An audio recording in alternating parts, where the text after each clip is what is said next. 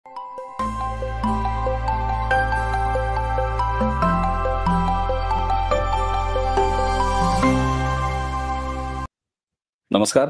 प्रारब्ध पर आप सभी का स्वागत। मैं अवनीश।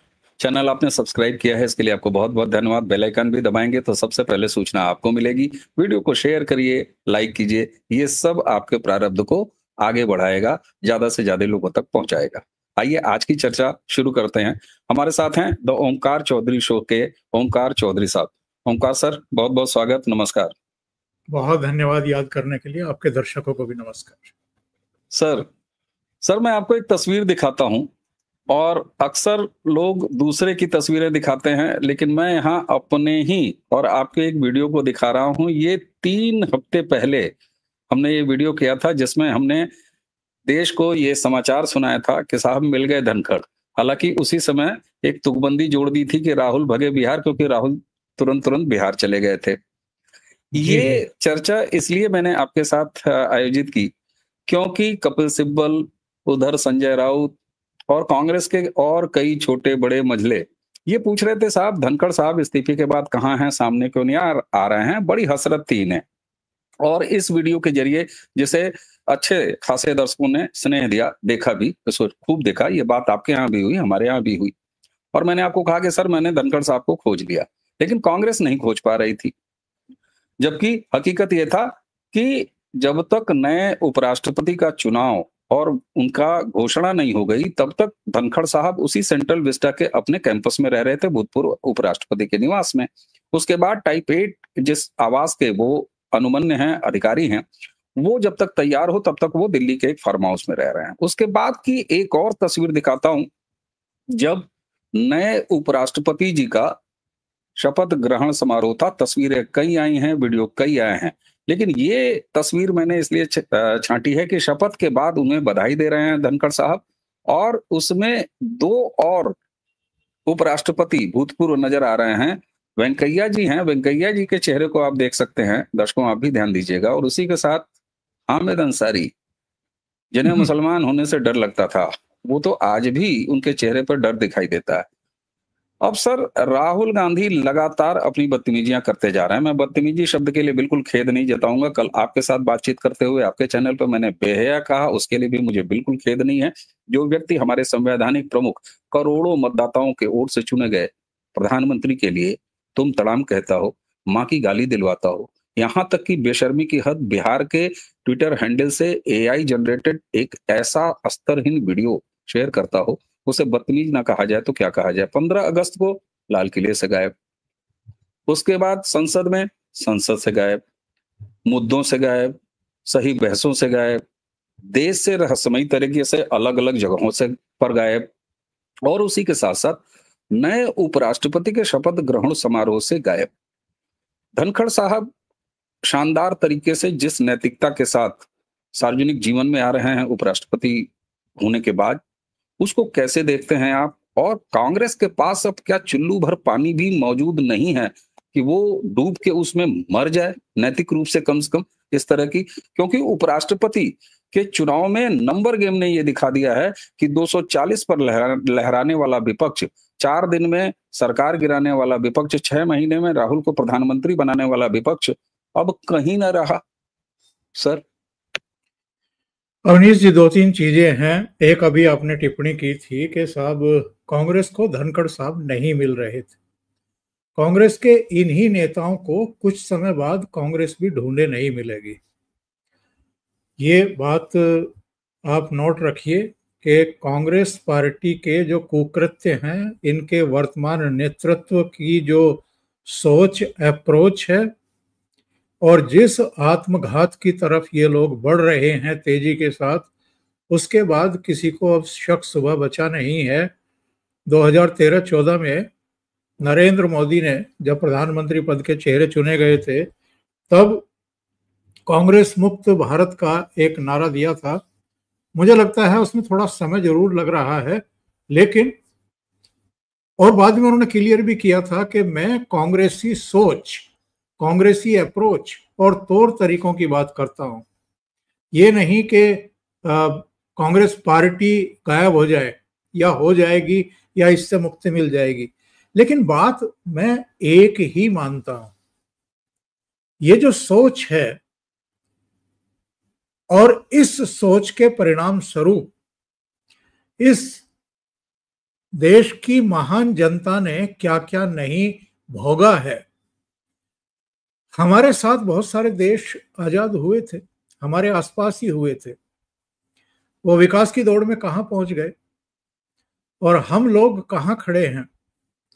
ये भ्रष्टाचार, ये वंशवाद और नेगेटिविटी और कुछ ताकतों के हाथों की कठपुतली, जिसमें हथियार लॉबी भी है, जिसमें फार्मा लॉबी भी है, कई तरह के अंतर्राष्ट्रीय जो एक तरीके से माफिया रहे हैं, उनके हाथों की कठपुतली रही है। अवनीश जी, आज क्यों और कैसे देश में रक्षा सुरक्षा से जुड़े हुए 200 से अधिक उत्पाद अपने देश में ही उनका विकास क्यों हो रहा है? 2 डिफेंस कॉरिडोर, एक उत्तर प्रदेश में जहां आप रहते हैं उसके बगल में और एक तमिलनाडु में, वो कैसे बन गए? और इतने बड़े पैमाने पर आज हम ब्रह्मोस की जितनी डिमांड हो रही है और दूसरे हमारे हथियारों की, उनको हम सप्लाई करने की स्थिति में कैसे आ गए हैं? आज हम जेट बनाने की स्थिति में क्यों आ गए हैं?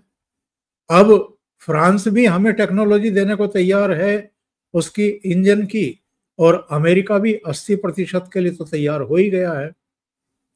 ये सारी चीजें होती हैं तब जब सक्षम नेतृत्व हो, सकारात्मक सोच हो, देश को आगे ले जाने का जज्बा हो, एक जुनून हो और राष्ट्र को एक राष्ट्र की तरह आगे बढ़ाने का संकल्प हो, जिसको सिद्धि तक ले जाने की क्षमता भी अपने भीतर कोई लीडर पैदा करे। हम तो ये देख रहे हैं कि छोटी छोटी और टुच्ची बातें और जो इरिलीवेंट है, जो एक्चुअल में मुद्दा नहीं है या नहीं होनी चाहिए, आजादी के इतने वर्षों बाद भी अगर आपको जातीयता का, धर्म का, भाषा का विश्वमन करना पड़ रहा है, तिकड़मबाजी करनी पड़ रही है और आप नेगेटिविटी में ही लोटपोट हुए जा रहे हैं, तो ऐसे में ना आप देश को कहीं ले जा सकते हैं, ना देशवासियों का समर्थन प्राप्त आप कर सकते हैं और ना आप अपनी पार्टी का भला कर सकते हैं। जिस तरह से कांग्रेस अब लोगों एक होता है कि चलिए 5 साल की सरकार देख ली, जो वादे आपने 5 साल पहले किए थे वो आपने पूरे नहीं किए हैं, तो लोग कहते हैं कि चलो भाई अब दूसरी पार्टी को मौका देते हैं, इनको हटाते हैं। ये तो होता है एक स्वाभाविक सा जो एक परंपरा चली आ रही है या सोच चली आ रही है। दूसरा होता है कि आपसे लोग घृणा करने लगे, नफरत करने लगे, आप उनका भरोसा ही खो दें, आप उनकी निगाहों से ही गिर जाएं। एक्चुअल में कांग्रेस के साथ यही हो रहा है। और जो ये प्रकरण आपने अभी बताए हैं प्रधानमंत्री जी की माता जी के बारे में, जिस तरह का विमर्श पिछले 24-36 घंटे में इस देश में चला है और जिस तरह के रिएक्शन बिहार से भी आ रहे हैं, बिहार के बाहर से भी आ रहे हैं। देखिए अवनीश जी, बात यह है कि मैं भी और आप भी एक गर्भ से जन्मे हैं, एक जननी है, एक माँ है, और जब माँ का हम उच्चारण अपने होठों से करते हैं तो रोम रोम खड़ा होता है और एक समर्पण, एक आस्था, एक ऐसा स्थान जो दुनिया में कोई दूसरा ले ही नहीं सकता है। ईश्वर की जगह अगर किसी को रखा जा सकता है तो वो माँ है। उस पवित्र रिश्ते को कलंकित करने का काम कांग्रेस पार्टी ने और राहुल गांधी ने किया है और करवाया है।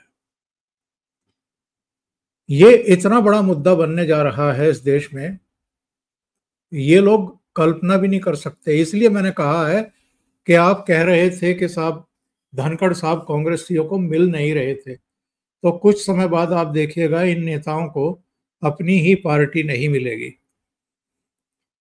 जिस तरीके से ये भारतीय संस्कारों का, भारतीय संस्कृति का, भारत की मूल पहचान का जो विरासत है हमारी, जो गौरवशाली हमारी ऐतिहासिक थाती है, जिस तरह उसका निरादर कर रहे हैं, और उसके साथ साथ जो हमारी संवैधानिक संस्थाएं हैं, जो जो पीठ हैं, सर्वोच्च पीठ है, वो चाहे राष्ट्रपति हो, चाहे उपराष्ट्रपति हो, चाहे प्रधानमंत्री का पद हो, या भारतीय संसद जिसको लोकतंत्र का सबसे बड़ा मंदिर कहा गया, यहां तक कि न्यायपालिका, सुप्रीम कोर्ट, इनकी बहन जी ने क्या टिप्पणी की थी जब सुप्रीम कोर्ट ने कहा था कि कोई सच्चा भारतीय इस तरह की टिप्पणी नहीं करेगा जिस तरह की हमारे सैनिकों की, चीन के सैनिकों के द्वारा पिटाई की बात कही गई थी। तो प्रियंका वाड्रा ने कहा था कि अब सुप्रीम कोर्ट तय करेगा कि कौन सच्चा भारतीय है और कौन सच्चा भारतीय नहीं है। ये मीडिया के बारे में, मीडिया हाउसेस के जो ऑनर हैं उनकी जाति के बारे में जिस तरह की अभद्र टिप्पणियां करते हैं, आपको लगता है कि ये कहीं एक जरा सा भी कोई ज्योति कहीं दिखाई देती है अंधेरे में कि हाँ एक ज्योति है जो शायद इस अंधकार के पार चली जाए। एक कहावत है कि एक घनी स्याह रात के बाद सवेरा होता है, लेकिन यहां तो ऐसा लगता है कि रात का अंत होने का नाम नहीं ले रहा है। जो इनकी सोच है, जिस तरह की इनकी कुल मिलाकर के कार्यकर्दगियां हैं, वो सब बहुत निराशा का वातावरण कहीं भारतीयों के भीतर नहीं। भारतीयों ने तो तय कर लिया है, उनको तो एक सक्षम नेतृत्व प्राप्त हो गया है, एक विकल्प प्राप्त हो गया है। बल्कि विकल्प भी मैं कहूंगा तो एक गलत बात होगी, क्योंकि भारतीय जनता पार्टी या भारतीय जनता पार्टी का नेतृत्व वो विकल्प नहीं बनना चाहेगा जिस तरह के फैसले कांग्रेस पार्टी ने इस देश के लिए लिए हैं, जिस तरह की दलाली की है, सौदों की खरीद में भी जिस तरह से पैसा कमाया है, और एक तरीके से दोनों तरफ परमाणु शक्ति संपन्न राष्ट्र होने के बावजूद भारतीय सेना को चौड़े में खड़ा कर दिया, निशस्त्र खड़ा कर दिया। उनके लिए जो बेसिक अस्त्र शस्त्र होते हैं वो भी नहीं खरीदे, केवल इसलिए कि कोई अच्छा सौदा पटा नहीं। अब आते हैं इस मूल सवाल पर, प्रकरण पर जो कल घटा है और जिसके दो चित्र आपने दिखाए। मैंने उस कार्यक्रम के आखिर में ही एक टिप्पणी कर दी थी, और जो हेडिंग था इसका आपने लगाया था, उस पर मैंने कहा था कि साहब जो पहले वाला है जी, मिल गए धनखड़ साहब। तो मैंने ये कहा था कि ये धनखड़ साहब तो जहां रह रहे हैं वहीं हैं। कपिल सिब्बल को अपने ड्राइवर को कहना चाहिए कि जरा चलो धनखड़ साहब से मिल के आते हैं। भाई ज्यादा से ज्यादा यही होता ना कि कोई परिवार का और सदस्य गेट तक आ जाता कपिल सिब्बल का नाम सुन करके, धनखड़ साहब ना आते तो आपकी आत्मा शांत हो जाती है पता करके कि धनखड़ साहब स्वस्थ भी हैं, वो बैडमिंटन भी खेल रहे हैं, वो वॉक भी कर रहे हैं, वो अपने रिश्तेदारों से मिल भी रहे हैं, करीबी रिश्तेदारों से मिल भी रहे हैं। लेकिन आपको प्रेस कॉन्फ्रेंस करनी थी, आपको रायता फैलाना था, आपको अमित शाह से पूछना था कि साहब उनका पता बताइए हमें, क्या उनको बंधक बनाया गया है, क्या उनको बोलने से रोका जा रहा है। तो मैंने टिप्पणी ये की थी अवनीश जी कि ये धनखड़ साहब में सत्यपाल मलिक ढूंढ रहे थे, और सत्यपाल मलिक उनके भीतर नहीं मिला इनको। और कल भी राष्ट्रपति भवन में जो बॉडी लैंग्वेज थी धनखड़ साहब की, जो एक मुस्कान हमेशा उनके चेहरे पर रहती है, वही मुस्कान, कोई शिकन तक नहीं। और उसी बेलौस तरीके से नए चुने गए उपराष्ट्रपति से मिलना, दो चार शब्दों का आदान प्रदान दोनों के बीच में होना, और वेंकैया नायडू के चेहरे पर उभरने वाली एक गर्वोन्मुक्त वाली जो है एक मुस्कान, क्योंकि वो भी प्रेसिडेंट रहे हैं भारतीय जनता पार्टी के, वो भी वाइस प्रेसिडेंट रहे हैं, 5 साल तक सभापति भी रहे हैं, और वो जानते हैं कि ठीक है धनखड़ साहब आरएसएस की पृष्ठभूमि के नहीं हैं, भारतीय जनता पार्टी के जो मूल संस्कार हैं, विचार हैं, उनसे उनका वास्ता एज सच नहीं रहा सन 2000 से पहले। लेकिन वो जानते हैं कि इतने सालों तक अगर वो भारतीय जनता पार्टी में रहे, अगर पश्चिम बंगाल जैसे राज्य के राज्यपाल रहे, और फिर जितना भी 2.5-3 साल का उनको उपराष्ट्रपति के पद पर देश की सेवा करने का अवसर मिला, उसमें कम से कम वो भारतीय जनता पार्टी के तौर तरीकों से परिचित तो हो चुके हैं। वरना वो भी फ्रस्ट्रेशन में सतपाल मलिक की तरह कुछ भी बक सकते थे, कंट्रोवर्सी खड़ी कर सकते थे और विपक्षी दलों को राजनीति करने का अवसर दे सकते थे। धनखड़ साहब के बारे में बहुत सारे किस्से कहानियां बनी हैं इस बीच, हमने आपने भी अपने चैनलों पर वो चलाई है। लेकिन कल का जो उनका राष्ट्रपति भवन का कुल मिलाकर के आचरण था, प्रोटोकॉल का पालन करना, संयमित तरीके से नए चुने गए उपराष्ट्रपति को बधाई देना, कुछ शब्दों का आदान प्रदान होना हंसते हुए, ये शो करता है कि जगदीप धनखड़ ही हैं, सत्यपाल मलिक जैसे लोग उनके पैरों की धूल के बराबर भी नहीं है।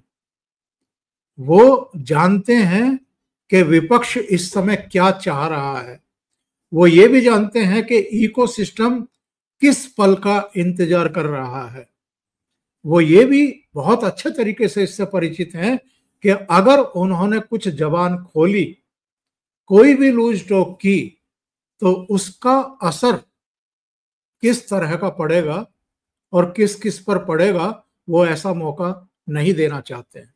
जी बिल्कुल सर।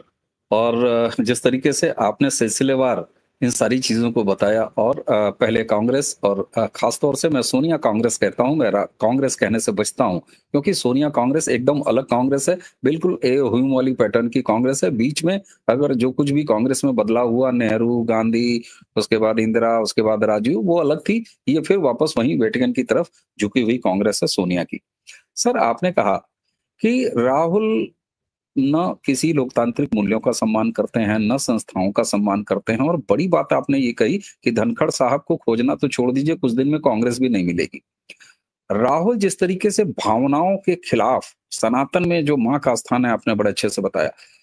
मुझे ऐसा लगता है कि क्या मतलब शक होता है कि क्या राहुल ये जानते नहीं है, पहली चीज। दूसरी चीज, क्या राहुल को इस मौजूदा कांग्रेस में जो कुछ भी बचे खुचे हैं, वो राहुल की ही मानसिकता के हैं, उन्हीं के टेस्ट के लोग हैं, या इन्हें कोई समझाने वाला नहीं है, या राहुल अब पूरी तरीके से अपनी पार्टी के तानाशाह हो चले हैं, और वो किसी की सकारात्मक बात को लेते भी नहीं है। इसके भी बहुत सारे उदाहरण है। सवाल ये होता है कि क्या राहुल का इंटरेस्ट भारत की राजनीति करने में है भी, या केवल ये विदेशी और वेटिकन के एजेंट बन के भारत को तोड़ना चाहते हैं। आज विपक्ष में है, और अगर गलती से भी कभी सरकार में, जो कि आने नहीं है, और प्रधानमंत्री बन जाएंगे, तो भी उनका वही एजेंडा है। क्या सोनिया गांधी और 10 जनपद परिवार की कांग्रेस भारत में रहते हुए भारत को तोड़ने के लिए ही केवल राजनीति कर रही है, इसके अलावा और कुछ नहीं? देखिए, बात साहब ऐसी है कि पहली तो ये कि राहुल गांधी राजनीति में अगर नहीं आना चाहते थे, उनको जबरन अगर थोपा गया है उनकी मां के द्वारा, तो इतने निरीह तो ये कभी नहीं रहे होंगे कि मना ना कर सकें, या उनसे स्पष्ट ना कह सकें कि नहीं, मुझे राजनीति समझ में नहीं आती है, ना मुझे ज्ञान है, ना मेरे पास इतना संयम है, और ना ही मैं इतना परिश्रम कर सकता हूं, पसीना बहा सकता हूं, तो वो बात कर सकते थे। बात ये है अवनीश जी कि एक तो चांदी का चम्मच मुंह में लेकर के पैदा हुई संतानें जो नीचे से संघर्ष करके ऊपर तक आई हैं, उनका मुकाबला कर ही नहीं सकती।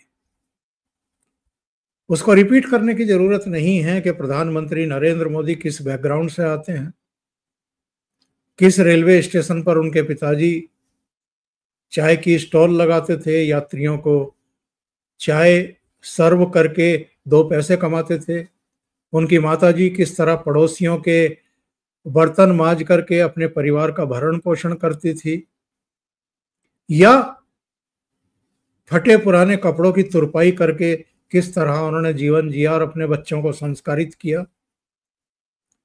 तो वैसी स्थिति ना तो राहुल गांधी के साथ है, ना अखिलेश यादव के साथ है, ना उद्धव ठाकरे और आदित्य ठाकरे के साथ है, ना फारूक अब्दुल्ला उमर अब्दुल्ला के साथ है, ना दूसरे जो वंशवादी चेहरे हैं उनके साथ ऐसी कोई। तेजस्वी को जोड़ लीजिए, तेजस्वी जी के हाँ, साथ भी वही तेजस्वी भी। स्थिति। जी हाँ, तो इनके संस्कार इनकी भाषा से और मुंह से निकले हुए शब्दों से ही पता लग जाते हैं कि कितने अच्छे संस्कार इन लोगों को मिले हैं, या जो जन जन की पीड़ा है, जो वास्तव में जनमानस है वो क्या सोच रहा है, उससे ये लोग किस किस कदर कटे हुए हैं। अब ये साबित करने के लिए कि मैं गांधी राजवंश का पैदा जरूर लिया हूं, पर मैं गरीबों के प्रति कितना फिक्रमंद हूं, कभी मोटरसाइकिल मैकेनिक के पास पहुंच जाते हैं, कभी कुली के पास पहुंच जाते हैं, कभी कारपेंटर के पास पहुंच जाते हैं, कभी खेत में धान की रोपाई करते हुए दिखाई देते हैं। ये केवल वीडियो बनवाने के लिए, प्रचारित करवाने के लिए। क्या वास्तव में इनको पता है कि भारतीय किसान का घर कैसा होता है? किसान के घर में जो पसीने से लबालब कपड़े होते हैं खेतों में काम करने के बाद, वो आकर के कहाँ टांगते हैं, उस खूंटी का नाम पता है इनको? या जिस हल से पहले बैलों की जोड़ी के साथ खेत को जोता जाता था, उस हल में धरती का सीना फाड़ करके उसमें उसे उपज के लिए तैयार करने वाली जो एक लोहे की थाली, जिसको हम बोलते थे गांव में, अलग अलग क्षेत्रों में उसके अलग नाम होंगे, वो कहाँ लगती है, कैसे लगती है, उसको तैयार कौन करता है? लोहार और कारपेंटर दोनों का काम होता है हल को तैयार करने में। इनको बेसिक जानकारी कुछ भी नहीं है। बीज कैसे रोपा जाता है, डाला जाता है, उसके लिए खेत कैसे तैयार किया जाता है, इनको कोई जानकारी नहीं है। तो इसी तरीके से जो राजनीति है, जो राजनीतिक पार्टियों का कुल मिलाकर के जो बिहेव होता है, जो उनका उद्देश्य भी होता है, जो उनकी दिशा भी होती है, जो उनके कार्यक्रम होते हैं, जो उनका वो 3 बातें कही जाती हैं कि आपकी नीयत कैसी है, आपकी नीति कैसी है, आपका नेतृत्व कैसा है। उन तीनों पर अगर आप कसौटी पर खरा उतर रहे हैं, उनमें से 2 में भी उतर रहे हैं, तो भी शायद लोग आप पर भरोसा कर लें। आप तो एक पर भी नहीं। ना आपकी नीयत लोगों को समझ में आ रही है कि क्या है, ना आपकी नीति समझ में आ रही है, और नेतृत्व तो छोड़ ही दीजिए। 90 से ज्यादा विधानसभा चुनाव हरवा चुके पार्टी को, 3 लगातार लोकसभा चुनाव हरवा चुके, 2 राष्ट्रपति चुनाव, 3 उपराष्ट्रपति चुनाव, 3 ही स्पीकर के चुनाव, यानी सेंचुरी लगा चुके हैं। और शर्म पास से भी होकर नहीं गुजरती है। कॉन्फिडेंस ऐसा दिखाते हैं, बॉडी लैंग्वेज ऐसी दिखाते हैं कि जैसे आप तो दूध के धुले हुए हैं, जमानत पर बाहर घूम रहे हैं। अकेले नेशनल हेराल्ड की 2000 करोड़ की संपत्ति तो दिल्ली दिल्ली की है, जो माँ बेटे ने हड़पने की कोशिश की थी। तो ऐसे में अवनीश जी बहुत सारे सवाल खड़े होते हैं। और जहां तक संवैधानिक संस्थाओं का, पीठों का सम्मान करने की बात है, तो पहले कम से कम उनके बारे में सही से जानकारी तो ले लीजिए, अध्ययन तो कर लीजिए कि जिस पार्लियामेंट की ड्योढ़ी पर पहले दिन प्रधानमंत्री नरेंद्र मोदी ने माथा टेका था, उस संसद के साथ किस तरह से खिलवाड़ करते आ रहे हैं 2014 से ही, उसकी अस्मिता को तार तार कर दिया इन लोगों ने, उसको अखाड़े में तब्दील करके रख दिया। कोई सेशन आप चलने नहीं देते, विधायी कार्यों को निपटाने नहीं देते, देश के सामने जो समस्याएं, मूल समस्याएं हैं, उन पर आप चर्चा तक नहीं करने देते। तो इन्होंने पूरी डेमोक्रेसी का लेकर के घूमते हैं संविधान की वो नकली प्रति। जी। तो और आप सारे धतकर्म संविधान के खिलाफ ही कर रहे हैं। अभी पूरे देश के सामने मतपत्र से और मतपेटिका से ही उपराष्ट्रपति चुने गए हैं। आपके कैंडिडेट को भी 300 वोट मिले हैं।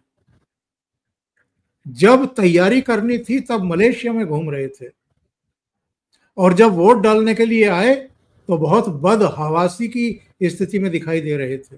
बिल्कुल साफ था। और जब रिजल्ट आए तो आप कह रहे हैं कि वोट चोरी हो गया। तो इससे ज्यादा शर्मनाक कुछ नहीं हो सकता है अवनीश जी, कुछ भी नहीं हो सकता है। बिल्कुल सर, बिल्कुल सर। अच्छा, आपने मलेशिया का जिक्र कर दिया। पहली बार ऐसा देखा गया है कि राहुल गांधी को जो जेट की उच्चतम सुरक्षा की जिम्मेदारी, वो कवर मिला हुआ है। सीआरपीएफ जो लुक आफ्टर करती है, सीआरपीएफ ने लिखित तौर पर खड़गे को और खुद राहुल गांधी को ये चिट्ठी दी कि साहब ये बार बार अपने सुरक्षा एजेंसियों को ही नहीं बताते और गुप्त यात्राओं पर जाते हैं। ये पहली बार हुआ है। सवाल बहुत बार उठता है। सवाल ये भी उठता है कि सरकार क्या कर रही है, एजेंसियां क्या कर रही है। ये सवाल उठता है, आम जन में भी उठता है, और कांग्रेस वाले तो जोर जोर के चिल्लाते हैं। मैं देख रहा हूं जब इसको बहस का मुद्दा बनाया गया देश की मीडिया में या तमाम जगहों पर, तो कांग्रेस उछल के कह रही है कि साहब इसीलिए तो एसपीजी बहाल कर लीजिए। जबकि जिस कवर के अंदर राहुल आते हैं उसमें अगर वो विदेशी दौरे के बारे में बताएंगे तो संबंधित देश के दूतावास को बताया जाता है ताकि पर्याप्त वहां पर। ये जो इनिशिएटिव लिया है इस सुरक्षा एजेंसी ने राहुल को सिक्योरिटी कवर देने वाली, इसमें गृह मंत्रालय भी इन्वॉल्व है, सब पार्टियां इन्वॉल्व हैं। क्या आपको लगता है कि सरकार अब लिखत पढ़त में, दस्तावेज में और कार्रवाई की तरफ बढ़ रही है इनके जो सो कॉल्ड गुप्त दौरे होते हैं? देखिए अवनीश जी, एक होता है लिहाज, एक होता है गोपनीयता, और गोपनीयता की शपथ। गोपनीयता की शपथ से सरकार और पूरा एस्टेब्लिशमेंट जुड़ा रहता है। और लिहाज इस बात का कि यार 3-3 प्रधानमंत्री इस परिवार के रहे हैं, ठीक है ये गुस्ताखियां कर रहा है, शायद कभी समझ आ जाए, शायद कभी सुधर जाए। इसलिए चूंकि सरकार के पास तो सारी जानकारी होती है, हर जगह तो इनके पासपोर्ट पर ठप्पा लगता है, इमिग्रेशन होते हैं, सारी चीजें होती हैं, आप कहाँ की उड़ान पकड़ रहे हैं, कहाँ लैंड कर रहे हैं, सारी जानकारी। और दूसरी बात ये जो मैं शो पे नहीं कहना चाहता लेकिन कह देता हूं, जहां जहां ये जाते हैं वहां हमारे क्या स्पाई नहीं है, या हमारा तंत्र नहीं है, या उनको पता नहीं लगता है कि ये कहां कहां जा रहे हैं, क्या क्या कर रहे हैं? बिल्कुल सर, औपचारिक और अनौपचारिक दोनों तंत्र होते हैं और इसमें कोई ऐसी बात नहीं है, बिल्कुल होते हैं, होने चाहिए। तो सबको पता रहता है आप किस किस से मिल रहे हैं, क्या कर रहे हैं, सब पता है, सारी सूचनाएं हैं। अब आते हैं सिक्योरिटी पर। इंदिरा गांधी को समझाया गया था ऑपरेशन ब्लू स्टार के बाद कि अपनी सुरक्षा गारद से आप सिख कम्युनिटी के सुरक्षा कर्मियों से कुछ समय के लिए परहेज करिए। बचिए जी। नहीं मानी थी। ये जो कहते हैं ना कि हमारे इतने लोगों ने बलिदान दे रखे हैं, मूर्खताओं की वजह से दे रखे हैं। आपने भिंडरावाले को खड़ा किया, इसको पहले एक्सेप्ट करिए। फिर आपने स्वर्ण मंदिर में, हरमिंदर साहब में आतंकवादियों के जमावड़े होने दिए, वहां हथियार जाने दिए। बिल्कुल। और फिर तो भी चला है। उसके बाद आपने बराड़ साहब को, जो मेरठ में तैनात थे उस समय, उनको रातों रात कहा कि, और वो विदेश जाने की तैयारी कर रहे थे अपने परिवार के साथ, उनको रातों रात अमृतसर पहुंचने के लिए कहा गया। वहां आपने ऑपरेशन ब्लू स्टार कराया। एक संवेदनशीलता की पराकाष्ठा होती है। हरमंदर साहब, अकाल तख्त, उन सब पर अटैक हुए, वहां पर टैंक लगा करके ये सब किया गया। और उसके बाद जो कुछ इंदिरा गांधी के साथ हुआ, हम उसमें आज के शो में नहीं पड़ेंगे, लेकिन मेरा कहना यह है कि इंदिरा गांधी की जो शहादत हुई या जिन भी तरीके से वो मारी गई, तो इसके लिए कुछ गलतियां इंदिरा गांधी की और कांग्रेस पार्टी की भी थी। दूसरे, राजीव गांधी, यानी एक सलाह दी गई थी इंदिरा गांधी को कि सिख सुरक्षा कर्मियों से कुछ समय परहेज करिए, नहीं मानी। राजीव गांधी, जो लिट्टे के आतंकवादियों के निशाने पर थे शांति सेना भेजे जाने के बाद, और जिस तरीके से वहां प्रभाकरण के खिलाफ और उनकी पूरी लिट्टे की फोर्स के खिलाफ वहां कार्रवाइयां हुई, वहां भी हजारों अपने सैनिक मरवा दिए। बिल्कुल बिल्कुल। और जो कुछ हुआ श्री पेरमदूर में, मैं तो वहां गया हुआ हूं, जो कुछ हुआ वो किसकी लापरवाही थी? और चलिए आज वो सवाल नहीं खड़ा करते कि साई की तरह हमेशा पति के साथ रहने वाली सोनिया गांधी क्यों गायब थी? वो बिल्कुल बिल्कुल बिल्कुल। तो ये दो, इंदिरा गांधी, राजीव गांधी, और अब यही काम राहुल गांधी कर रहे हैं। ये सवाल खड़े करती हैं कि साहब एसपीजी क्यों हटा ली गई, बड़ा खतरा है। एसपीजी के कुछ नियम कायदे कानून है। नहीं, वो तो जबरिया लिया हुआ था और वो हटा दिया, उसका कोई सवाल ही नहीं होता, वो कोई सवाल ही नहीं होता। आप कहीं 5 साल इस देश के दामाद थोड़ी ना है। बिल्कुल। अच्छा, एसपीजी ने भी शिकायत की थी उस समय कि ये लोग उल्लंघन करते हैं। हाँ बिल्कुल की थी, बिल्कुल। अब सीआरपीएफ ने की है। तो आप अगर अपनी जान खुद खतरे में डाल रहे हैं केवल गुप्त रिश्तों को बनाए रखने के लिए, कि उनकी प्राइवेसी वो देश और दुनिया के सामने ना आ जाए, आप सुरक्षा कर्मियों को, सुरक्षा कवच को छोड़ करके जाते हैं। बिल्कुल सर। तो सवाल ये है कि अल्टीमेटली जो बात आप कह रहे थे, क्या अब स्थिति ये ऐसी आ गई है कि सरकार लिखतम पढ़तम में जो है चीजों को, तो सरकार को थोड़ा संवेदनशील तो होना पड़ेगा, वरना चाहे आप इनको पप्पू कह लीजिए या कुछ भी कह लीजिए, लेकिन एक ऐसे खानदान से तो ताल्लुक रखते ही हैं। और छोड़ दीजिए खानदान को भी, छोड़ दीजिए इनके तौर तरीकों को भी, कर्मों को भी, इनकी बयानबाजी को भी, इनकी गाली गलौज को भी, इनकी अप्रोच को भी, भारतीय नागरिक तो हैं। सर भारतीय नागरिक क्या, हमने इतना वोट दे दिया, हम ही ने तो वोट दिया, हम ही मतदाताओं ने वोट दिया कि लीडर ऑफ अपोजिशन है। तो अगर ये व्यक्ति गंभीर तो बिल्कुल नहीं है, बिल्कुल सही बात है, लेकिन अगर इसके साथ कुछ भी हो जाता है तो फिर पलट के फिर सरकार क्या कर रही थी, सरकारी एजेंसियां क्या कर रही थी। इसलिए इसका इलाज बहुत जरूरी है। और इसी के साथ साथ अगर बोनस में इसकी संदेहास्पद गुप्त यात्राओं पर अगर लगाम लगे, और उसकी जानकारी तो है, लेकिन सरकारें, आपने जैसा कहा कि नैतिक मर्यादा और संवैधानिक मर्यादा, काम की मर्यादा में बधी होती है, तो हर चीज चौक चौराहे पर बिल्कुल नहीं कही जा सकती।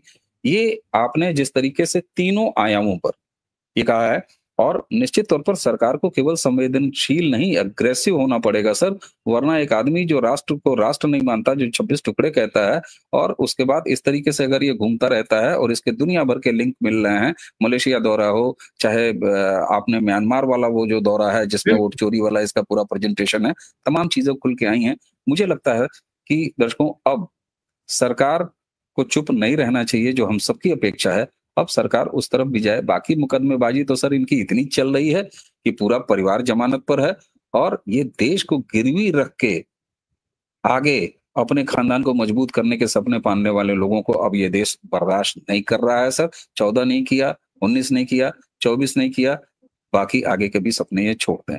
बहरहाल धनखड़ साहब मिल गए हैं कांग्रेस वालों, जाओ 1-1 किलो मौसम्मी लेके फार्म हाउस में रहे हैं, वहां चले जाओ। जब 8 टाइप 8 बंगला मिलेगा सर, तो फिर मैं आपके पास आऊंगा और कहूंगा उपराष्ट्रपति जी का ये अस्थाई निवास है, और फिर आप सारे कांग्रेसी और गिरोहबाज वहां जाओ। सर, आज आपने हमें समय दिया अपने व्यस्ततम शेड्यूल से, और इतनी गंभीरता से और इतने विस्तृत आयामों पर चर्चा की। दर्शकों, हमें उम्मीद है कि ओमकार सर के साथ जब भी मैं बात करता हूं तो उसका अंत कर पाने में, उसको समेटने में जरा मैं असहज हो जाता हूं, क्योंकि बात ऐसी होती कि कब रोकूं और कब ना रोकूं, लेकिन प्लेटफॉर्म की अपनी मर्यादा है। सर, आपने हमें समय दिया, आपका बहुत बहुत धन्यवाद। दर्शकों, इसी के साथ आज की इस चर्चा को समाप्त करते हैं। हमें और ओमकार सर दोनों को आज्ञा दीजिए। नमस्कार, प्रणाम। नमस्कार।